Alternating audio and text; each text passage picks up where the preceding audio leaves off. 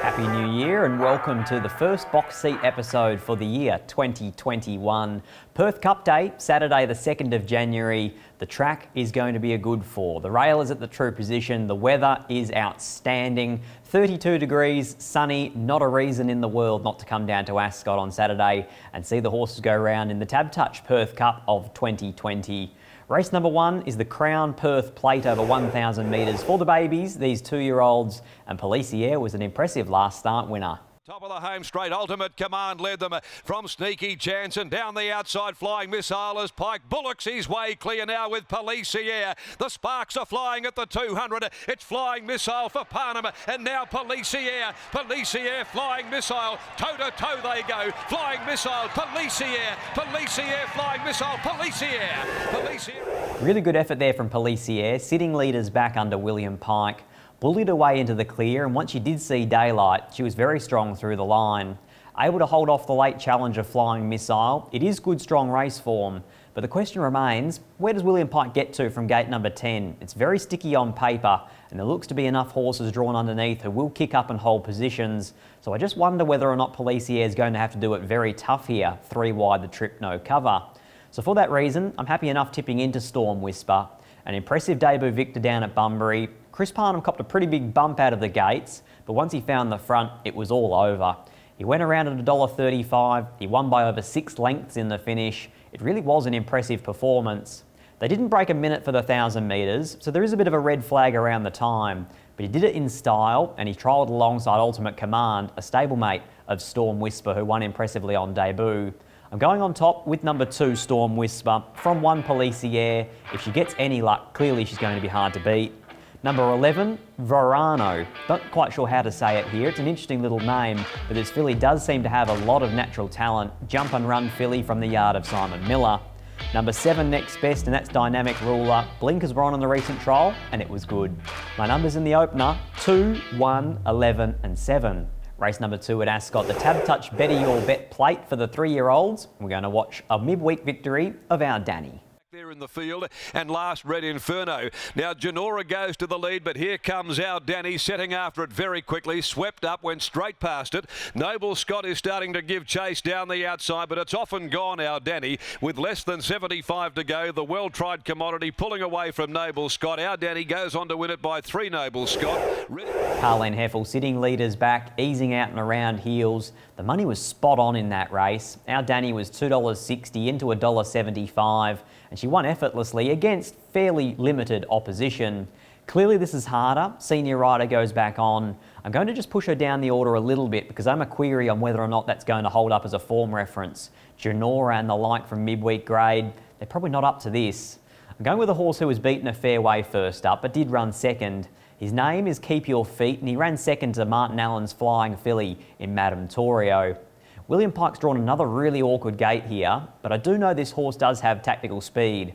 I just wonder whether or not Simon Miller might try and use it here, especially considering he's got the likely leader in the race in Bourbon Bow, and whether or not he might be thinking if he flies the gates with Keep Your Feet, that he might end up outside the leader. It's a big question mark. I don't know whether I'm clutching at straws there, but I do think that Keep Your Feet here, with any ounce of luck, is the horse to beat, and that Madame Torio form line should be the strongest by far. Number 10, and that's Divine Beast, only has victories up at Kalgoorlie over the winter. Questionable form, Class 1, Class 2 company against the older horses, but she was very good throughout her winter campaign. Her stablemate, number 4, our Danny, an impressive winner there in replay, but this is a lot harder.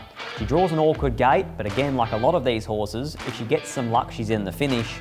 And number 1, All Day Session from the same race as Keep Your Feet, again, drawn awkwardly. My numbers in race 2, 3, 10, 4 and 1.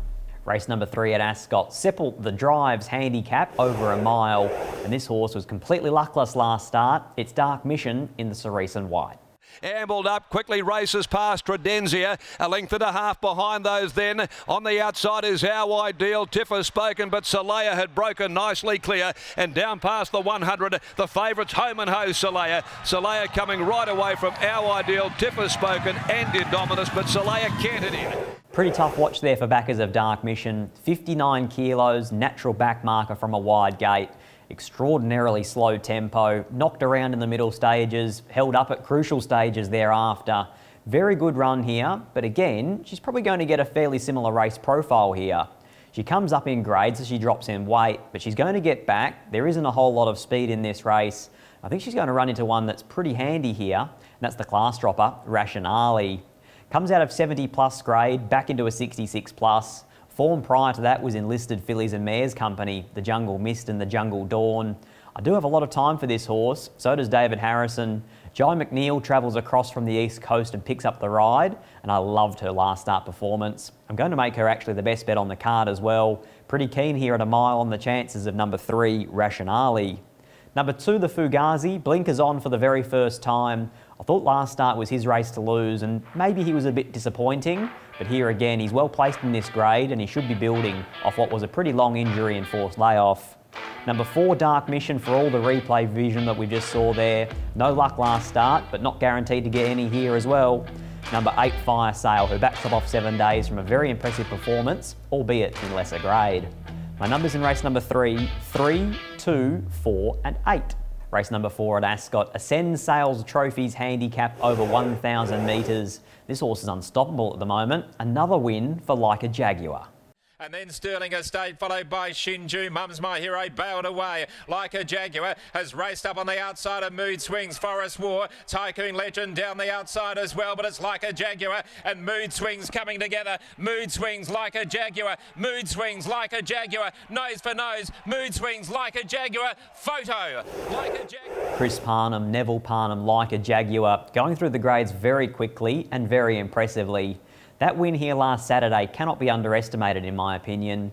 3 wide the trip, no cover. Had to hold out the late challenge of Mood Swings as a horse that I think we're going to talk about quite a lot in the next couple of months in the Ascot season, because George Dupre looks like he's got a very handy 4-year-old on his hands there. Like a Jaguar backs up off 7 days, a winner twice previously off the 7-day back up. Chris Parnham sticks, draws the inside gate, and he's no longer just a natural back marker. This horse can fly the gates, as he did last start, to his own detriment. But I think here from gate number 1, if Chris can sit leaders back behind the likely tempo of Dia Della Razza, of Amelia Bedelia, of Condor Heroes, then I do think that's going to be prime position on the weekend. I'm tipping Like a Jaguar to make it a winning quartet. I think he can make it 4 on the bounce here, Like a Jaguar. From number 7 in Amelia Bedelia, scratched on New Year's Day at Pinjarra to save for this. Senior rider on, I think 1,000 metres is about her pet distance. Number 3, Speeding Comet, very well placed in this grade. Backs up off 7 days and was a good effort last start. And number 1 in Condor Heroes, don't know what you're going to get with him, but if you leave the gates cleanly and he flies along, he can always run them ragged. My numbers in race number 4, 5, 7, 3 and 1. Race number 5 at Ascot, the Amelia Park handicap at 1,200 metres. Very impressive this last start effort. She wins it on the outside. It's Platinum Bullet. Comes to the extreme outside. They're into the home straight. Platinum Bullet moved up, got about a neck in front of Resort Man. Resort Man will have to really dig in now. He draws the Persuader, running on his Forest War. It's Resort Man coming at Platinum Bullet. Diablerie along the fence. On the outside, Platinum Bullet. Resort Man coming again. They went to the line. Tight go. Platinum Bullet beating Resort Man, Diablerie in behind them as well. Comfort Me, who races on New Year's Day at Pinjarra Park. All that form is holding up, all that form is good. William Pike picks up the ride from the suspended Mitchell Pateman. Drawn a nice gate here to just blend in midfield with cover. And this grey mare looks like she's capable of going to a 66 plus, a 72 plus, even a 78 plus. I think she's got 3, 4 or 5 wins still left in her. I'm not thinking that the handicap has even caught up with her yet, so this is a really nice option for her. She's going to be around that $3 mark in early betting, and I think that's a really good value as well. I think she's one of the best bets on the program, and I don't see any reason why the grey mare can't just keep winning, and that is number 6, Platinum Bullet. Number 3, State Attorney, needs to draw gates. In fact, all of his 4 wins are drawn inside gate 3. He comes from 1,400 back to 12, and he's in really good form at the moment for Adam Durant. David Harrison resumes one of his horses here in Power of St George, and I do think that he's another one, a bit like Platinum Bullet, who's capable of going through the grades now. And number 2, Tycoon Storm, aborts her fillies and mares mission, comes back here to a ratings race and does look well placed by Lindsay Smith. My numbers in race number 5, 6, 3, 7 and 2. Race number 6 is the first of the features, the Mrs. Max Latrice Classic at 1800 metres, a Group 3 race for the fillies and mares. The last start win in the Starstruck, all the way for Dance Music. Duress at the top of the home straight where Dance Music led. They squared off at the 300. Dance Music accelerates 2 clear from She's a Light, Chantria and Lonsdale Lady. He's got the Shillelagh out on Dance Music. At the 100 metre mark, it's Dance Music clear. She's 2.5 in front. She's a Light. It's all interest in the minors. Dance Music does it all the way. She was too good for them, won the Starstruck from... That was Dance Music's second win at a mile. She won the listed Northern Cup at 1600 on a rails heavy and leader bias day. And then she walked them in the Starstruck Classic and won again at a mile. There's no knock on her at all, but she steps to 1800 metres here. She has a jockey change and maybe, just maybe, something will put a little bit of pressure on here in the early stages, and that might see her vulnerable at 1800 metres. The logical danger is Chantria. She gets out over another furlong, 1800 metres, about her pet distance. I'm sure by now she's looking for 2000 or 22.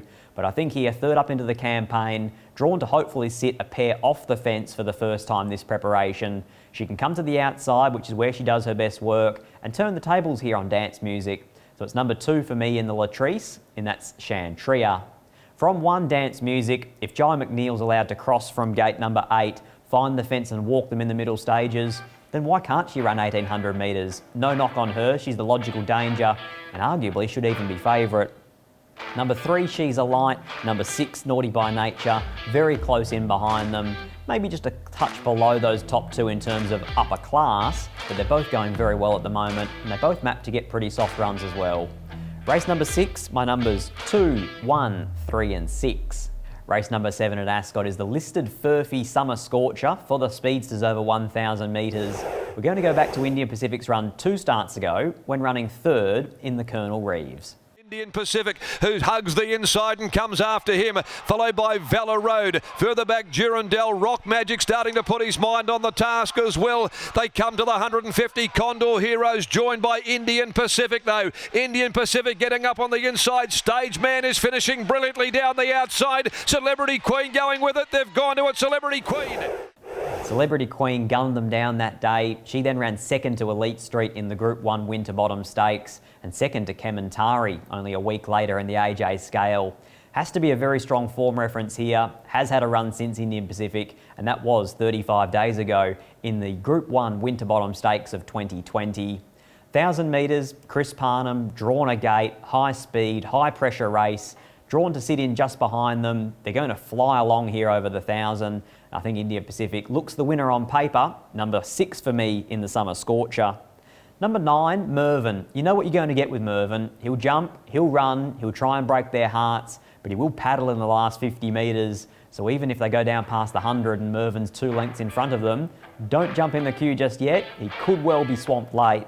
Number 5, Essential Spice, 1,000 metre specialist, Willie Pike Commodity. Just drawn an awkward gate here and might have to do a fair bit of work in the early stages to find a spot. And the stablemate, number 8, Don't Fuss. Maybe a forgotten horse here, going along quite all right. My numbers in race number 7, 6, 9, 5 and 8.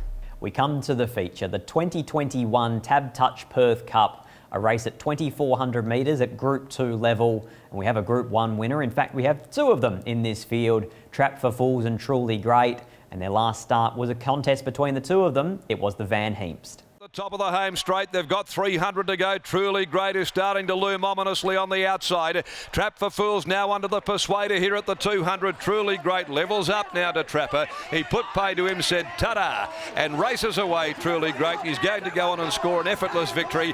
And there's another one for Pike in the Ted Van Heemst. The Van Heemst there is the traditional lead up to the Perth Cup. Weight for age, 2,100 metres. It was a very effortless win there of Truly Great. William Pike, in fact, never turned the reins on him. I don't think from memory if he even used the whip at all. He did it all under his own power with 59 kilos at weight for age. This is a handicap. He goes up 1 kilo to 60, but he does concede a lot of weight to a lot of rivals here. He draws an awkward alley too, gate number 12, and listening to Bob Peters during the week, it sounds though they're going to go back, ride their own race and let the whole race unfold in front of them. I think he's going to be too powerful here. A Group 1 winner of the Kingston Town, a Group 2 winner of the Ted Van Heemst Stakes, and I'm thinking a Group 2 winner here of the Perth Cup. He's bred to get over a lot further trip than just 2400. He's got a powerful turn of foot. He travels like a superstar. I'm in love with him, actually. Number 1, Truly Great for me in the Perth Cup of 2021. From number 4, Nerf Bosk, very impressive winner last week in the ATA Stakes. Clearly the danger and can settle a lot closer in the run than Truly Great. Number 2, Trap for Fools, likely to find the top and roll them along. And I think I'd be surprised if Brad Rawiller didn't put the foot down a bit earlier than normal in an attempt to try and pinch it. And number 3, Princess Jenny, brings very alternate form references.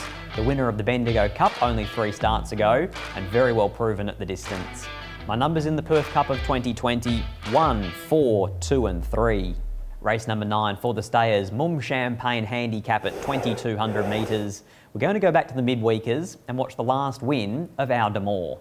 Up, grabbed the lead from Designer Prince. Hill goes for the stick on Our D'Amour. Then came wider out heaps of Muller. Waddy starting to wind up as well. I Am the Sheriff. Our D'Amour. They're together past the 150 down the outside. Heaps of Muller. Waddy near the inside. But Our D'Amour's responding under the vigour of Hill, and Our D'Amour wins it. Our D'Amour beat home heaps. Clearly it's an inferior form reference coming out of a Class 1 up into a 60 plus. But this mare is lightly raced and she'll stay all day. The faster they go, the better it is for Our D'Amour. And in fact, I'm going to tip in this race with a horse who's probably going to inject a fair bit of speed, and that's from out deep in Mr. Delegator. Brad Rawiller picks up the ride from Mitchell Pateman, who's suspended, as we mentioned earlier. He's a very well-noted front-running rider, especially at the staying trips. Think about Trap for Fools' win in the Towton Cup, where he was able to control the tempo and then run the second fastest, last 800 to 600 and 600 to 400, when he put on a sprint at about the 800 and just caught them all napping. I'm thinking it's a similar scenario here with Mr. Delegator. Cross from out deep, pinch a bit of a breather in the mid-race sections, and then kick for home at about the 600. Hopefully Mr. Delegator can hold them off, but he is going to be each way, so we should get a run for our money. Number 4 on top. Number 6, Sentimental Queen, who actually beat home Mr. Delegator last start, maps to get a really soft run 3 back the fence and is starting to fulfil her potential for new trainer Hayden Ballantyne. Number 3, Treasured Crown, hasn't been seen in about 8 weeks, so it's a bit of a red flag as to his fitness levels for sure. And number 9, Our D'Amour, comes up sharply in grade, but I was impressed with that replay and impressed with the way that she looks like she'll stay all day. My numbers in the lucky last race, number 9, 4, 6, 3 and 9. Best bets for Saturday the 2nd of January 2021, Tab Touch Perth Cup Day. Race 3, number 3, Rationale. Race 4, number 5, Like a Jaguar. Tickets for Perth Cup Day, perthracing.com.au, and follow all the social medias, Instagram, Twitter, Facebook for all the updates.